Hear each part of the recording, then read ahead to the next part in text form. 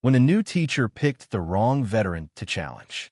Margaret had spent more than 3 decades teaching history at Greenwood High, demonstrating unwavering patience that had influenced countless generations of students. She had watched fads appear and disappear, witnessed eager young minds mature into successful doctors, lawyers, and fellow educators. Alongside the triumphs, Margaret had also encountered troublemakers, bullies, and those who mistook power for respect. Yet, none had been quite like Mr. Hartley. Hartley arrived only 2 weeks earlier, trailing behind him whispers and half-spoken rumors. He'd been dismissed from 2 previous schools under unclear circumstances, and his demeanor implied he believed himself superior to everyone around him. He navigated the hallways with exaggerated self-importance, disregarding the years of dedication put forth by his colleagues. Hartley wasn't just arrogant.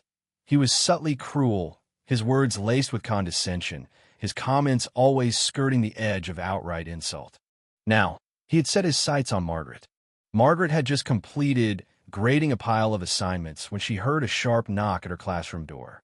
Looking up, she saw Hartley leaning casually against the doorframe, arms crossed, a mocking smirk playing at his lips. "Ms. Margaret," he said, pointedly omitting her surname as if diminishing her respected status. "I hear you're considered the queen of this school." Margaret gently placed her pen down. "I'm simply a teacher, just like you." He chuckled and stepped further inside. "Oh, I doubt that."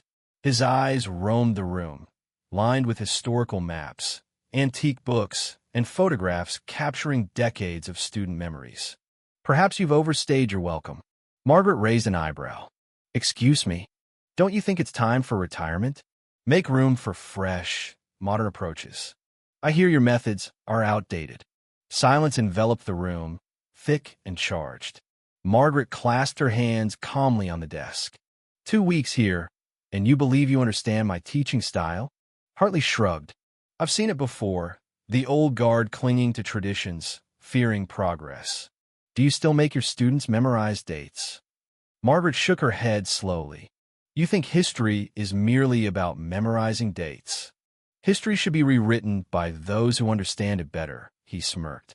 Margaret stood, her movements deliberate, her gaze steady. "Mr. Hartley, the real issue isn't old versus new. It's arrogance versus wisdom. Can't teach an old dog new tricks," he sneered. Margaret stepped forward, eyes locking onto his. "And you can't teach a man who refuses to respect wisdom." That was merely the beginning. Hartley continued to impose himself, interrupting meetings with pompous opinions, dismissing student inquiries sarcastically, and scoffing openly when younger teachers dared to challenge him. Margaret observed quietly as her colleagues distanced themselves, uncomfortable with confronting him directly. But Margaret was different. One afternoon, in the staff lounge, Hartley cornered Margaret while she poured coffee. "You know, Margaret," he began condescendingly, "I don't get it." She didn't turn around. "What don't you understand? You. Everyone tiptoes around you like you're royalty. What's your secret? Bribe the principal with homemade cookies." A few teachers paused mid-conversation, sensing the rising tension. "Respect," Margaret replied simply. Hartley snorted derisively. "You don't earn respect by merely showing up year after year." She turned slowly, meeting his gaze directly. "No, you earn it. Something you wouldn't grasp." His jaw tightened, but his smirk remained. Bold talk from an old woman clinging to her textbooks. "What's your plan if I refuse to respect you? Give me detention." Margaret took a sip of coffee, unbothered. "I'll wait." "Wait for what?" Hartley's voice lingered unanswered as Margaret calmly exited. The decisive moment arrived sooner than anticipated. A week later, a quiet, earnest student named Jacob approached Margaret after class, trembling as he held a crumpled note. "What's wrong, Jacob?" she asked softly. Jacob glanced nervously toward the door. "Mr. Hartley called me stupid in front of everyone." Margaret's fingers tightened around the note. "Exactly what did he say?" "He asked a question about the reading.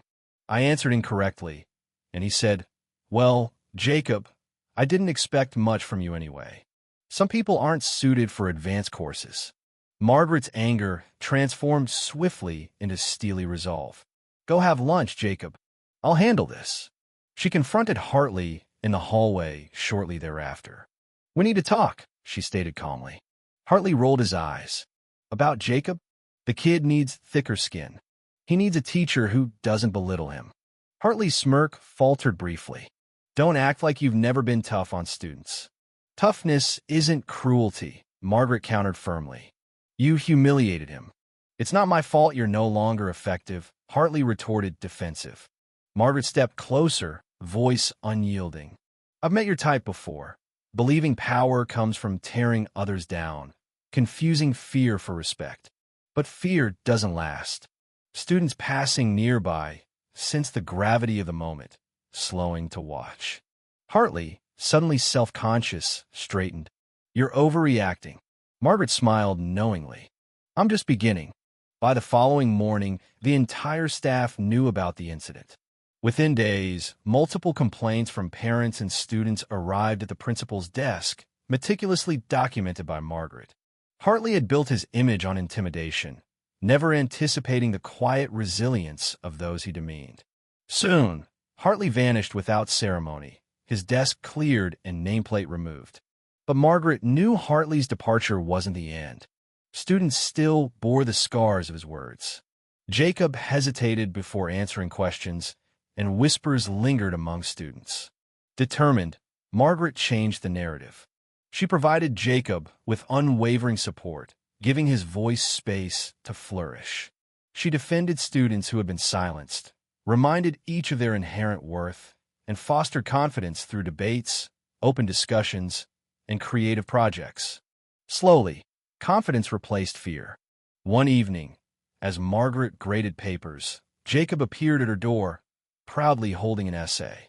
I got an A, he declared confidently. Thank you, MS. Margaret. Margaret smiled warmly, emotion in her voice. You earned it yourself. I only gave you space to believe it.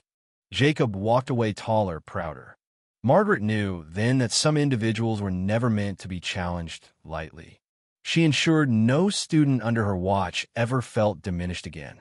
Long after Hartley was forgotten, Margaret's legacy persisted, evident in every hand raised confidently, every bold question posed, and every student who dared to believe in their potential.